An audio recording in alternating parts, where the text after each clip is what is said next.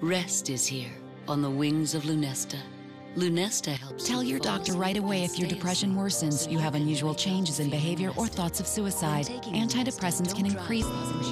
Any prescription NSAID, including Celebrex, may increase the chance of heart attack or stroke, which can lead to death.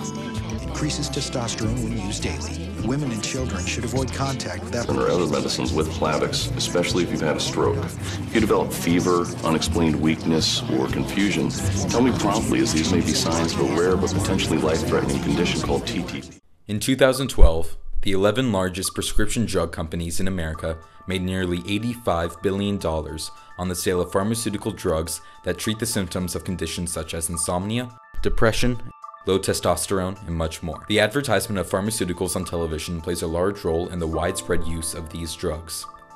For every $1 spent on research, 19 are spent on advertising. But the advertisement of pharmaceuticals is not a worldwide phenomenon.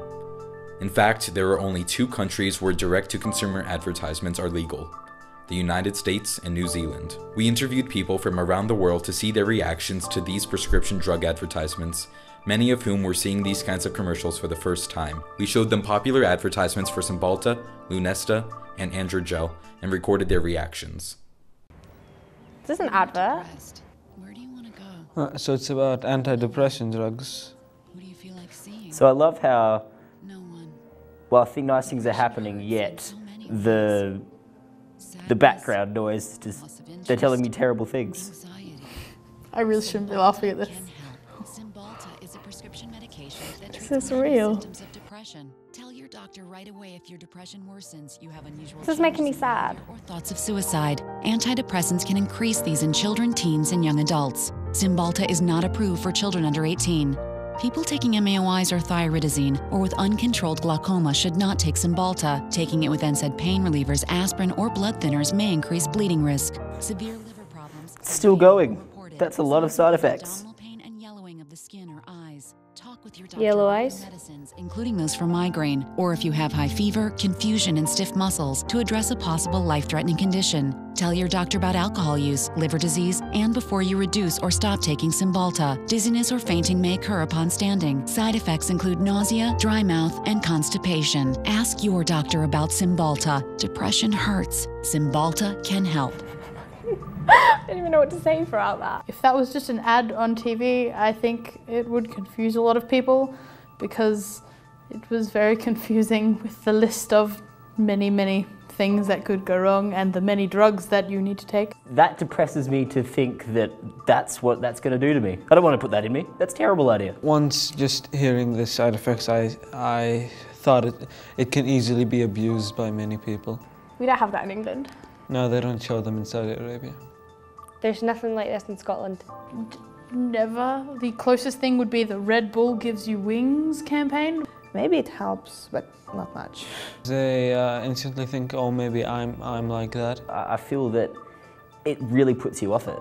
If anything, I mean, I understand everything has side effects, but a lot of it's kind of not really mentioned and it's kind of fine print as such. But for them to say this could kill you is, you don't want to have that. But it was a small chance, but still.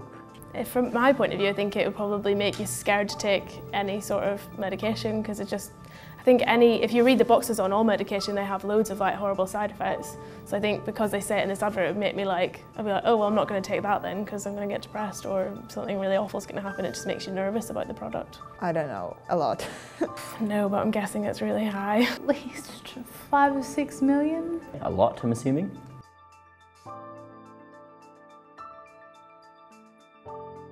Really? Oh God. It's terrible, absolutely terrible. It's insane. That is a lot of money from lots of ads and pills. It just seems really idiotic, if you ask me. I'm just crazy. I think both those ideas are just mad and all the stuff they say is absolutely insane. I don't know how anyone would ever buy it, to be honest. I guess that way, at least they're being honest up front, you know what I mean? It's basically, they're covering, I guess they're covering themselves by telling you everything, but it's the way they do it when they still keep the background happy everything going and then saying terrible things. although happy things are happening, I still can't forget about what they're saying. It's still, you know, as I just said, I know it's a very slim chance, but it sounds awful. Depression and you know, sleep problems, you shouldn't, you know, there should be a natural option as opposed to, you know, hard drugs that have terrible side effects. I definitely think that some people are very influenced by what they see on television and hear on the radio. I also think that some people will be the opposite. They'll be turned off to it because it will come across as a joke to them. So when they actually might need the medicine, they may reject it because it's something that's been commercialized. A lot of people that go to physicians base their diagnoses on what they see on TV.